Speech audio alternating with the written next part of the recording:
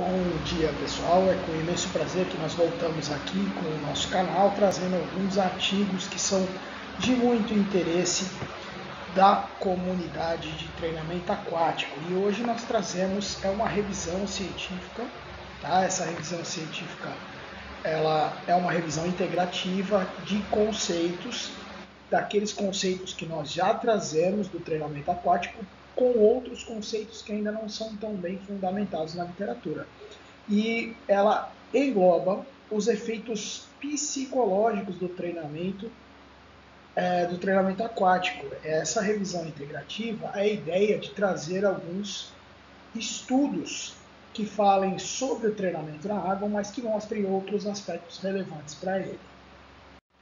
O ponto-chave do estudo, e eu quero mostrar para vocês uma coisa interessante, é que o exercício aquático ele já possui vários benefícios fisiológicos conhecidos. Então, quando o indivíduo entra na água, ele desenvolve uma série de modificações causadas pelos princípios físicos do meio líquido, que já são benéficos para esse indivíduo.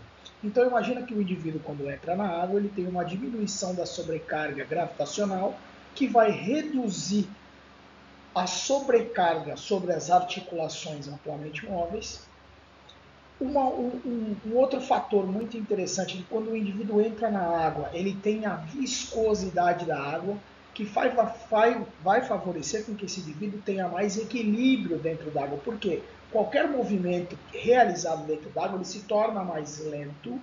Por quê? Porque o movimento ele tem mais resistência contra ele. Então, a tendência é que o indivíduo tenha mais equilíbrio e tenha uma gama de movimentos maior, coisa que fora da água o indivíduo não teria isso, né? Por causa do medo de se movimentar, ou sofrer uma queda, ou sofrer um acidente, a amplitude dos movimentos é menor. Então, dentro da água, ele tem esse benefício também. Além dos benefícios circulatórios, respiratórios, que as modificações hidrodinâmicas causam no indivíduo.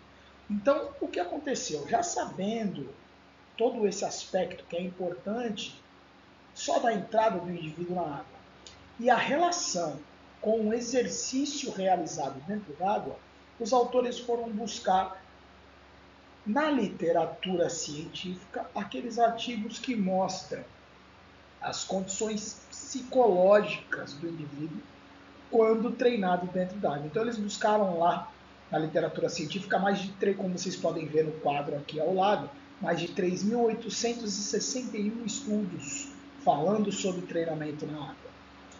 E aí, conforme eles vão fazendo o levantamento desses estudos, seja remover os estudos que são duplicados, ler o abstract e ver se ele está relacionado com o tema com que eles estão estudando, isso tudo vai caindo. Até que eles chegaram a 167 estudos, que eles leram o estudo inteiro. Esses 151 estudos foram excluídos porque não traziam características importantes.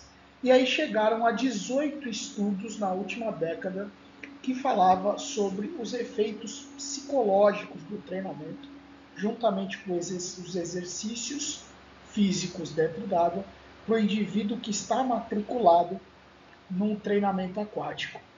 Quais foram os principais achados dessa revisão? Primeiro, que o exercício aquático melhora o estado de humor. Então, as pessoas, quando elas se encontram, quando elas praticam exercício, quando elas conversam, quando elas têm grupos, elas se encontram com os professores, elas tendem a melhorar o estado de humor.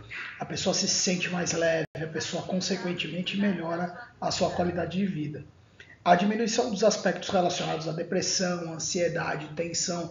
Então, essas pessoas, ao longo do tempo, vão sofrendo com as pressões do dia a dia e parece que o exercício aquático é uma ótima forma de se combater essa relação com a depressão, principalmente por produzir alguns hormônios, como a dopamina, a serotonina, que são hormônios que permitem a sensação de felicidade, a sensação de bem-estar.